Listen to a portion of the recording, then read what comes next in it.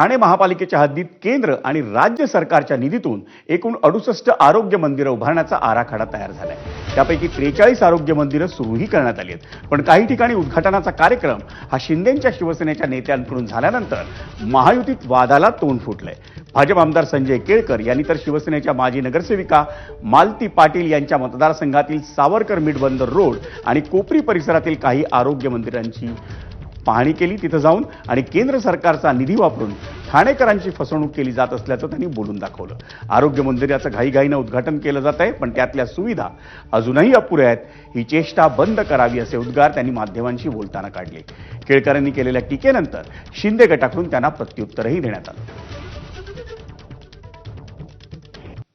बंद राहण्याची वेळ नाहीये।